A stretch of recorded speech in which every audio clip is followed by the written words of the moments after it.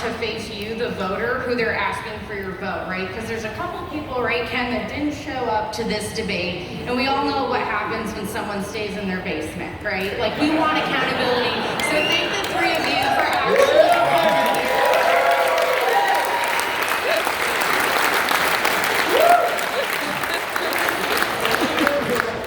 Can you hear me? That's a good point, and I should not have failed to mention that. Chuck Norris and Vikram Mashramani were both invited multiple times over a long distance of time. They had opportunities to come, they chose not to. So yes, again, let's thank these people. That speaks volumes.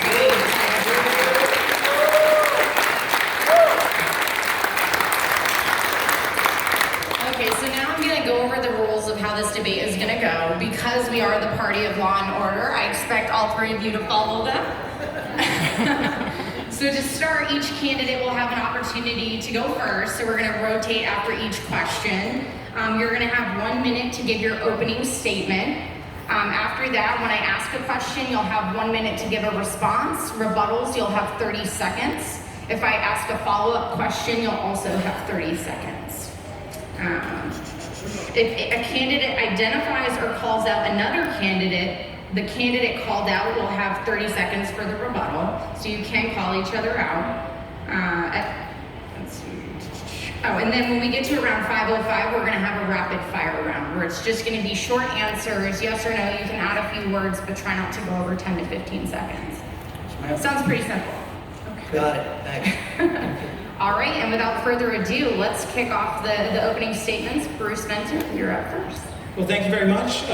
My platform is very simple. I'm a Ron Paul Republican, Liberty Republican. I'm for the Constitution and liberty, and I plan on voting no on all of this kind of tyranny and government expansion. But I wanted to take my time to just recognize somebody who couldn't be with us here tonight, who was mentioned earlier, and that's Chuck Norris. There's no shame in dropping out because you're not able to cut it. This is the big leagues. This is the United States Senate. It's not the state Senate. There's absolutely no shame in dropping out. I think Chuck served the establishment for, 55 years or something like that. And so there's no shame, Chuck. I know you're watching. There's no shame. You did the best you could. And I appreciate the three frontrunners being here. For the voters of New Hampshire,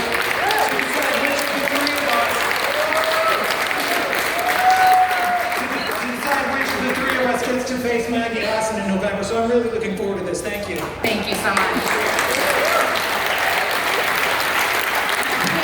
Not to mention the timer is over there displayed on that screen, guys, so you'll know, like, when it hits the red mark, it gives you the time you got left. But Kevin, you're up next. I love how Bruce just picks up right where we left off in the last debate. Nice job, Bruce. I'm Kevin Smith. I come to you from neighboring Londonderry. It's where I grew up, along with my wife of 19 years, Susie, who's here. We're raising our three kids who are also here today.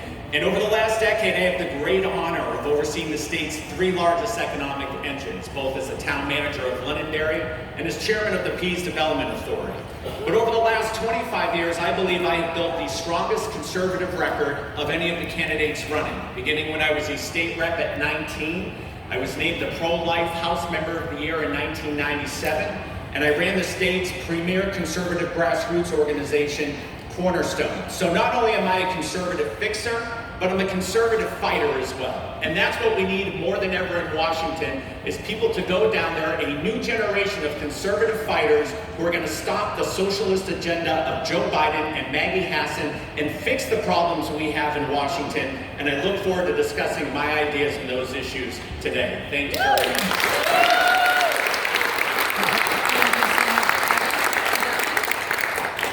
Thank you very much. My name is Don Baldick. I'm running for the United States Senate. I was born and raised in this great state, Laconia, New Hampshire. I was registered Republican at 18 years old, and I served our country for 33 and a half years.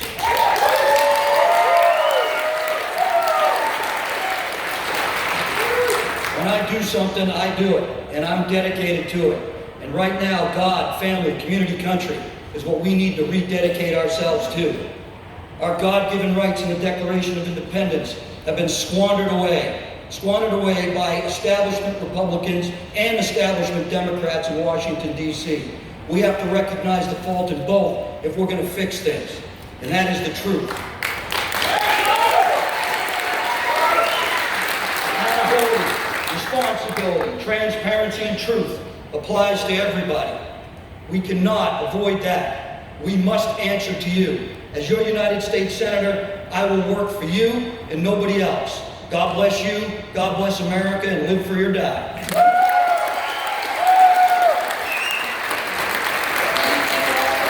Now the fun begins. I've had some help. Some of these questions came from people, good friends of mine in different industries. Some came from the audience, and some came from people right here in New Hampshire. These aren't going to be softball questions. They're going to be the real questions that, people like you should be asked these days. So appreciate you guys coming out. First question, what are your preferred pronouns? Just kidding. The first question, it's a good one. It's Constitution, right? What is the source of your authority and what are the limits of the power for the office that you guys seek?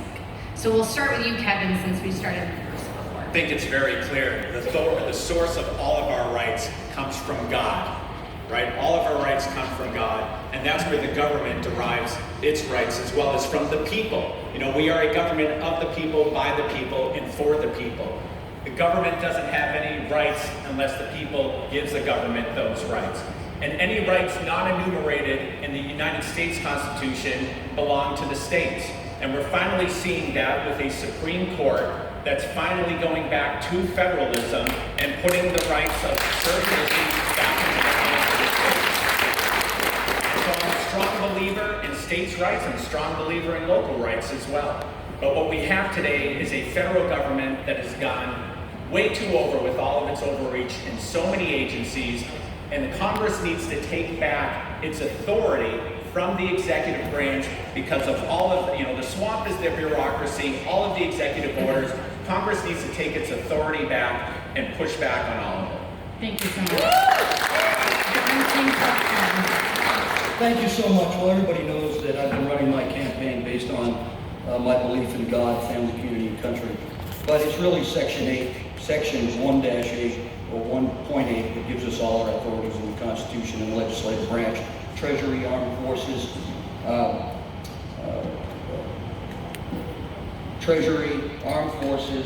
and Commerce. Those are enumerated responsibilities given to us. And we have to get back to those principles in our Declaration of Independence, our purpose document. Life, liberty, the pursuit of happiness, the don't tread on me attitude. Our Constitution is where we get our authority. It's where you get your rights. It's what we need to enforce, the constitutional republic. And if we don't do that, then we are going to be a nation that continues to go in the wrong direction. It is imperative for the future of our children and grandchildren. I see them out there, and I'm going to fight for them. God bless America.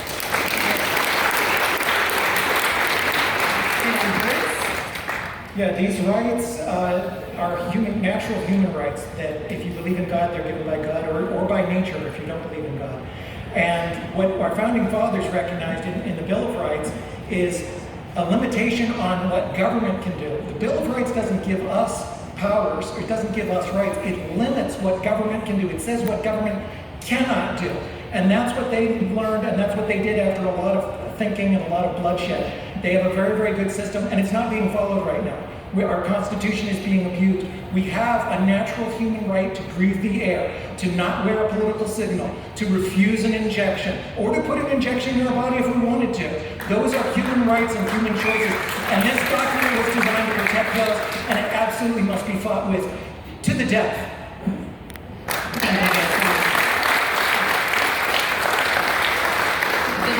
Question comes from Jane Cormier. She's former New Hampshire State Rep and former president of New Hampshire Right to Life. She would like to know, do you believe human life begins at conception? If not, when do you believe it begins? And at what stage of development should an unborn child have the right to life? And we'll start with Don. Well, I believe that human life starts at the very beginning, conception, and I believe that's irrefutable, and it is something that I will always believe in and I will always fight for. I also believe that life goes from the beginning, very beginning, to the very end, and that healthcare is designed to save lives, and that healthcare is designed to improve lives. It's not designed to take lives. And we can't do that anymore in this country. Nobody gave this government, in any document, the right to take somebody's life, unless it's a law for crime and punishment. But other than that, there is no other way. So killing babies is unbelievably irresponsible, and we have to protect them because they cannot protect themselves. Lastly, there's no safer place than the womb of a mother. God bless America. Bruce Fenton. You asked the question in a much better way than it's usually asked, and I appreciate that thought. I believe that life begins at conception, and the reason that the way you asked it is correct is because we should be asking exactly when is it okay to use state force to protect an unborn baby. And that is a very, very good question, and I think it should be less than the state of New Hampshire has now, which is 25 weeks. I wouldn't support anything at the federal level. And I think that we should have nuance that's left to the states as far as when exactly that is decided. But I believe that life begins at conception, and I think that it is a legitimate use of the state to protect life, liberty, and property, and that includes the lives of unborn. Thank you. And Kevin? Thank you. So yes, my faith does inform me that life does begin at conception. And as I mentioned in the beginning, I'm the only one up here that actually has a record of being pro-life. I was again named the Pro-Life House Member of the Year in 1997 for sponsoring the state's first ban on partial birth abortion. And as the head of Cornerstone, I advocated for pro-life policy. But I will tell you what is unconscionable to me, and that is Maggie Hassan's position on this issue. She believes in abortion with no restrictions or limitations through 9 months. She also believes in taxpayer funding of abortions as well. That's unconscionable. I'll tell you something else that's unconscionable, and that is the vote Chuck Morse took a few weeks ago when he voted to authorize $2 million to Planned Parenthood and other abortion providers in the state of New Hampshire. In my opinion, you cannot be both conservative and giving money to Planned Parenthood at the same time.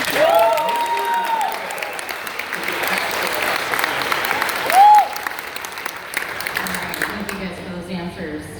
The next subject is agriculture. This question I consulted a friend of mine. She's a 4th generation dairy farmer, and her family had to move from California to Tennessee because of the regulations. And here's what she had recommended I ask you guys. There is a very real threat to our food supply here in America. We see our food supply in jeopardy with this agenda for the Green New Deal. Big government continues to push regulations on farmers and ranchers that are forcing some to sell off their land. That farmland is subsequently being bought by the likes of Bill Gates, China, and other big corporations backed by big government. How will you ensure family agriculture stays strong in the United States and protect American farmers and ranchers from corporate and foreign takeover? And we're going to start with Bruce. Yeah, like many things, many problems in the United States you can trace back to government being the problem. If you look at agriculture, it started with President Nixon in the 70s. He decided, and this is a theme that happens again and again in history. You have people in fancy offices that they pay for with the money that they stole from you, who sit down in Washington and think they can run your life or your farm in New Hampshire or a farm in Iowa or a farm in California or Tennessee better than those farmers can. And they're always wrong, and it always creates these kind of effects. President Nixon decided in his wisdom that, and with his advisors, that large farms were better. It was a complete and total disaster. And it's exactly the kind of thing that they're continuing now with ESG, the Green New Deal, other woke agenda. What we need across the board and without exception is to get government out of our lives, out of our wallets, out of our businesses, out of our farms. We don't need any regulations by government about this whatsoever. Yesterday's debate, Bruce, would you support a ban from China buying up our farmland? I'm very against using government as a tool for exactly these kind of things. I don't want to be the person in the fancy office who's saying, well, I think I can make the world better by banning this person from selling their farm to China or not. That's exactly the kind of authoritarian central control that we need to avoid. We need the Constitution right in here. This is what we need to follow. We don't need to be second guessing things and coming up with our own new regulations, no matter how good the intent is. Fair enough. How about you, Kevin?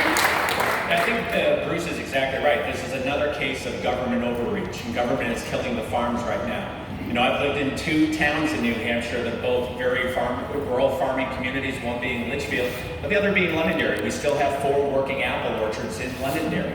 Farmers are hurting. You talk to them, they'll tell you it is more difficult today than it's ever been to farm because it is so expensive, and a lot of it is because of all of the regulations, whether it's the Department of Energy, the EPA, which I like to call the Employment Prevention Agency. All of them put so many regulations on all of us, small business owners and farmers alike, so that's where we really need to attack it. And I think we need to really look at, too, what are the interests of foreign entities like China? What are the interests of folks like Bill Gates, who has the ability to buy up vast swaths of land and ask, is it really in our national security interest to allow these folks to be able to do that? But certainly I would do anything we can to protect our farmers, and I think it goes back to getting government out, moving it. You know, you've all heard the saying before, if something's successful, what does government do? Tax it. And if it's still successful, then they subsidize it. And we've got to get rid of corporate subsidies once and for all, and we've got to protect our farming. Thank you very much. So yes, I would support a ban on the Chinese communists buying anything. They're an existential threat to this great nation. And if we don't get them out of our institutions, we're going to lose this nation. And that's the bottom line. It's not about the Chinese people, it's about the Chinese Communist Party. Yes. I know. I've stared at them across the table in negotiations in Africa, in Afghanistan. I know what they're all about. I've seen it. I've breathed it and I lived it. We got to fix our supply chains, which Maggie Hassan has ruined. We got to deregulate the government. I worked on a farm. I lived on a farm. We lost our dairy livelihood because of big dairy, because of government. We lost our maple syrup business because of that. We were negatively affected. We have over 4,000 farms in this great state, and we're underproducing agriculturally. We need big changes. We got to invest. Right now, we have taken all of our manufacturing away from America, across America, and we've centralized it around Washington, D.C. Well, where's that going? Right? Gonna have to pull the... Oh, I'm sorry. Yes, it's okay. I forgot. It's kind of Forgot off to look. in the corner there. Anyways, get the government out of our damn business.